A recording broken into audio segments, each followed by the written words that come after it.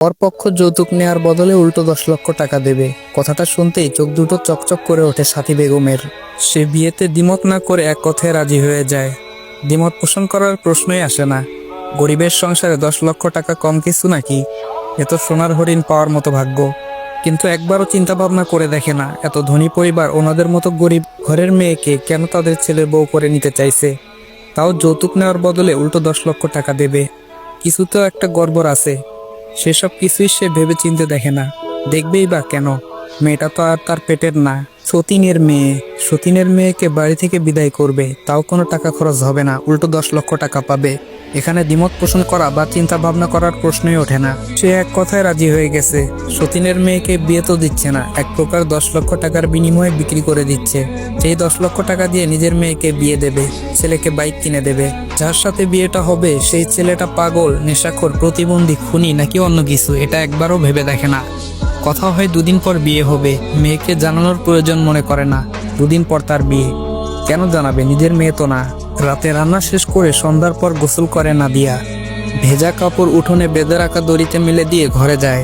ঘরে গিয়ে দেখে ওর মা সাথী বেগম মানে সৎ মা ছেলে মেয়েকে নতুন পোশাক বের করে দিচ্ছে কাঠের পুরোনো আলমারি থেকে। নিজেও একটা শাড়ি বের করে নেয়।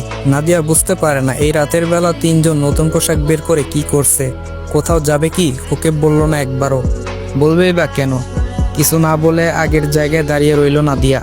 সাথী বেগম ঝাড়ি দিয়ে বললেন, সঙের মতো দাঁড়িয়ে আছিস কেন? কলস আর জগ ভরে নিয়ে আয়। বিনা বাক্যে পানির খালি জগ আর কলস নিয়ে ঘর থেকে বেরিয়ে আসে নাদিয়া। উঠোনের একপাশে তৈরি করা চাপকল থেকে পানির কলস আর জগ ভরে নেয়। কোমরে কলস আর হাতে জগ নিয়ে ঘরে ফিরে আসে। খিদে পেয়েছে ভীষণ। সেই সকালে খেয়েছিল, সারাদিন আর খাওয়া হয়নি। খিদে পেট চোচো করছে। মনে হচ্ছে যা রান্না করেছে সব একাই খেতে পারবে, তবে সাহস নেই নিজের হাতে বেড়ে খাওয়ার। মুখ ফুটে বলতেও পারছে না, খেতে দাও কটা আমাকে।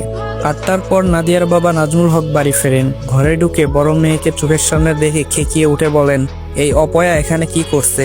ওকে বলেছি না আমি বাড়ি ফিরলে যেন আমার চোখের সামনে না আসে, দূর হও আমার চোখের সামনে থেকে। বাবার মুখ থেকে এমন কথা শুনে আস্তে করে ঘর থেকে বেরিয়ে আসে নাদিয়া।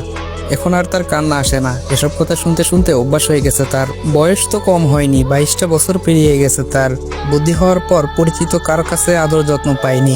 বছরে 2-1বার ফুফু যখন আসে তখন সেই একটু ভালোবাসে। তাছাড়া ওকে ভালোবাসার জন্য এই পৃথিবীতে কেউ নেই।